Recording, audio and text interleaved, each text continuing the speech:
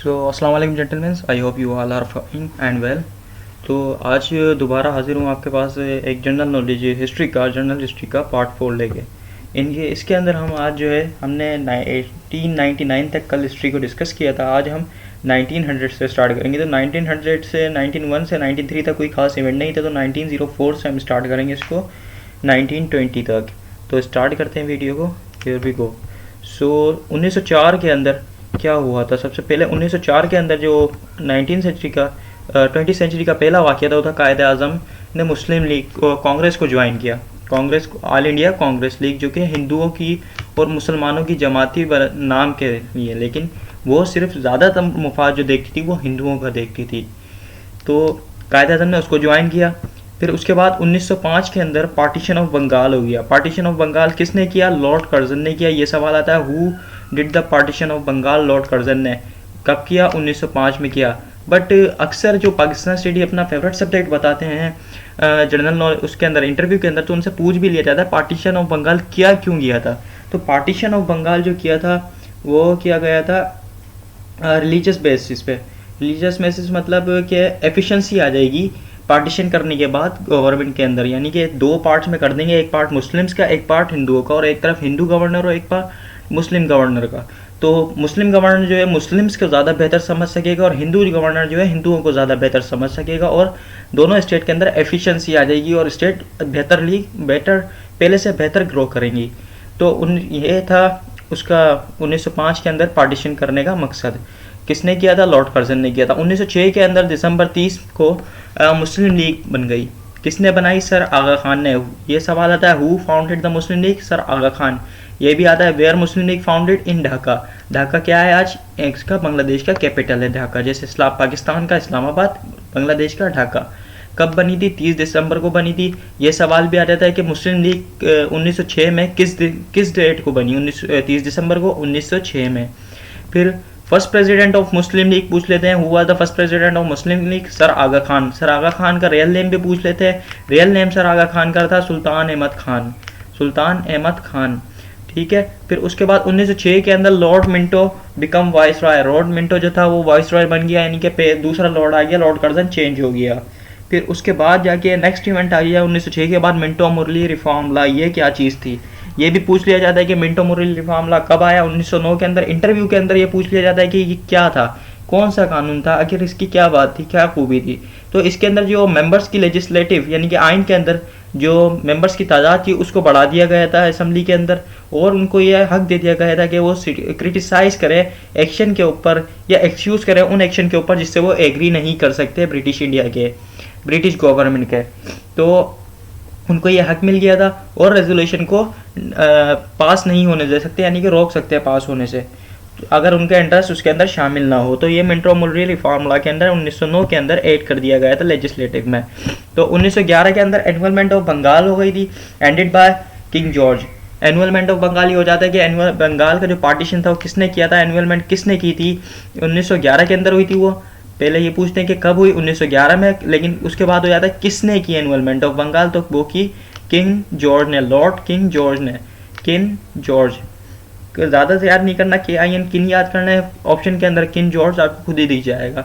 1913 के अंदर कानपुर एक्सीडेंट हो गया। ये काफ़ी फेमस वाक़या था उस टाइम का, कानपुर एक्सीडेंट, क्योंकि इसके अंदर हिंदूज़ ने जो है कानपुर में एक मॉस्क को जला दिया था, शहीद कर दिया था, उसको आग लगाने की कोशिश की थी और शहीद कर दिया था मॉस्क को। जिसके बाद कायद आज़म ने 1913 में फ़ौरन ही कायद आज़म ने मुस्लिम लीग को ज्वाइन कर लिया था मुस्लिम्स के प्रोटेस्ट के हिमायत करने के लिए, क्या मुस्लिम लीग सही प्रोटेस्ट कर रही है कानपुर के अगेंस्ट। तो कायद आज़म ने 1913 में मुस्लिम लीग ज्वाइन की। किस वजह से ज्वाइन की थी? कानपुर एक्सीडेंट की वजह से। दोनों कब हुआ? 1913 में कानपुर एक्सीडेंट हुआ, उसके बाद कायद आज़म ने मुस्लिम लीग ज्वाइन कर ली। 1914 के अंदर वर्ल्ड वॉर 1 स्टार्ट हो गई। ये सवाल आया था, व्हेन वर्ल्ड वॉर 1 स्टार्टेड? 1914। और कभी ये भी आ रहा था कि कब से कब तक चली? 1914 से लेकर 1918 तक वर्ल्ड वॉर चली, यानी कि 4 साल चली। फिर 1916 के अंदर लखनऊ पैक्ट आ गया 14 के बाद। लखनऊ पैक्ट क्या था? लखनऊ पैक्ट के अंदर जो था it was agreement between the National Congress and Muslim League to both will be sit in a joint session in Lucknow. ये जो दोनों पार्टीज थी आसान लफ्ज़ों के अंदर दोनों पार्टीज़ जो है ज्वाइंट सेशन किया था उन्होंने, यानी कि दोनों पार्टीज़ ने मिलकर बैठे थे बर सगीर पाक को हिंद की डेवलपमेंट के लिए, उसको आज़ाद कराने के लिए उन्होंने एक ज्वाइंट सेशन लगाया था और उसके अंदर डिस्कशन की थी कि किस तरीके से वो एक आज़ाद इंडिपेंडेंट स्टेट्स बना सकते हैं। कब हुआ था ये? 1916 के अंदर हुआ था। किधर? लखनऊ के अंदर हुआ था ये। दोनों पार्टीज़ ने ज्वाइंट सेशन किया था जिसको लखनऊ पैक्ट कहते हैं, 1916 में हुआ था। 1918 में वर्ल्ड वार 1 का एंड हो गया था।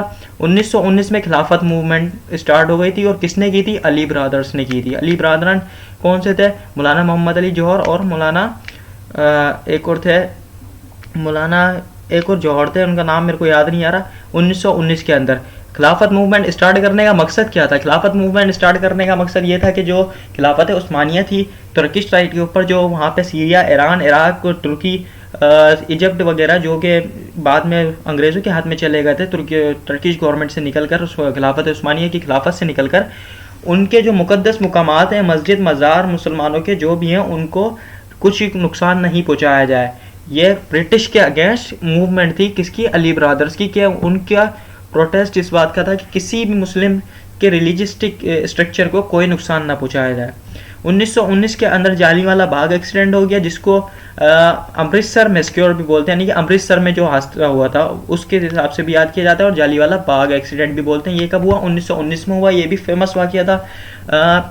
यह 1919 के अंदर फेमस वाक़या हुआ जालियांवाला बाग एक्सीडेंट। इस के अंदर क्या हुआ था? जालियांवाला बाग के अंदर बेसिकली ये एक लोकेशन है जालियांवाला बाग अमृतसर के अंदर, जहां पर 13 अप्रैल को 1919 को ब्रिटिश ट्रूप ने जो है लार्ज अमाउंट ऑफ क्राउड, यानी कि बहुत सारा एक मजमा था लोगों का, उसके ऊपर फायर कर दिया था, जो कि निहत्थे थे लोग, निहत्थे लोगों के ऊपर फायर कर दिया था। फायर क्यों किया था? वो जो लोग थे सारे वो प्रोटेस्ट कर रहे थे ब्रिटिश गवर्नमेंट के अगेंस्ट, क्योंकि उन्होंने गिरफ्तार कर लिया था उनके 2 लीडर्स को गवर्नमेंट के अगेंस्ट प्रोटेस्ट करने पे।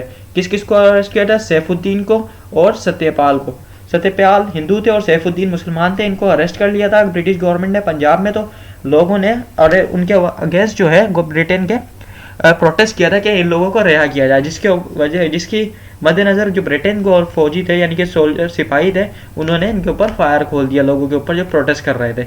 1920 के अंदर कायद आज़म ने कांग्रेस को लीव कर दिया, यानी कि छोड़ दी कांग्रेस ऑफिशियली, कि वो अब कांग्रेस का हिस्सा नहीं रहे, अब वो परमानेंटली सिर्फ मुस्लिम लीग के मेंबर थे।